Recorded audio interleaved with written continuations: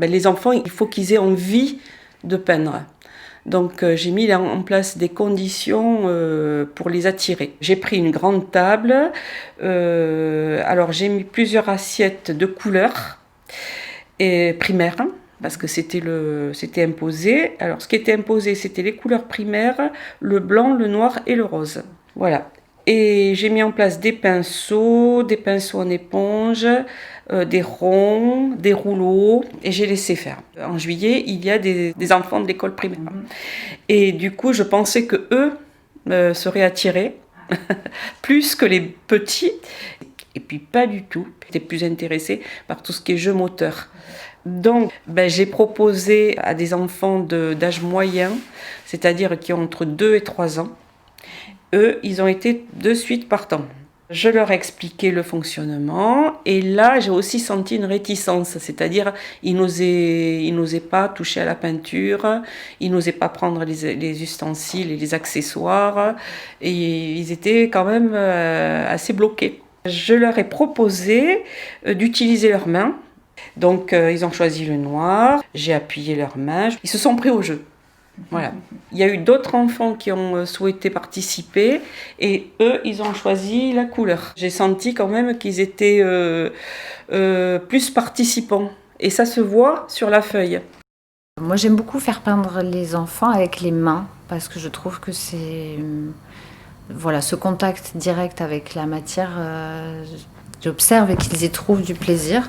Voilà, comme ça peut être avec la patouille, ce qu'on appelle la patouille, la boue, etc.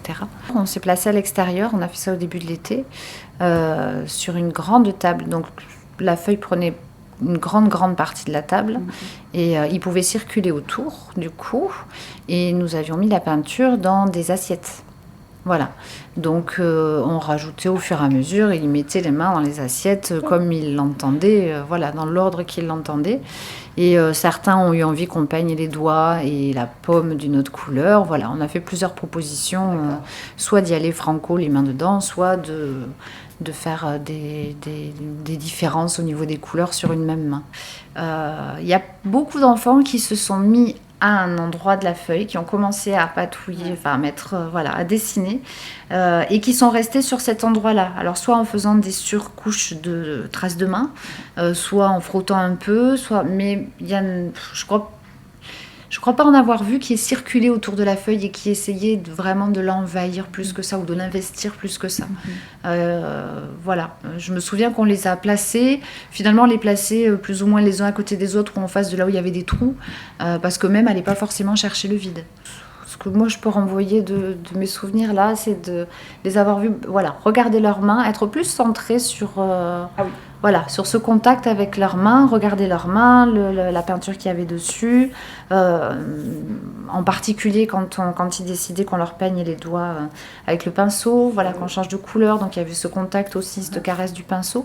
Et je les ai trouvés plutôt centrés sur eux-mêmes, leurs mains, leur espace proche, que ouverts sur ce que faisaient les autres ou sur voilà, même sur la dimension de la feuille. Après, c'était chouette de voir. On les a ressortis, du coup, les œuvres une fois sèches. Et après avoir fermé la crèche, on les a ressortis, enfin après les vacances. Et les enfants, là, pour le coup, avaient un regard beaucoup plus... Enfin, regarder l'œuvre dans son ensemble, les œuvres dans leur ensemble. Voilà. Et on était, nous, dans cette démarche adulte, mais eux aussi, vraiment.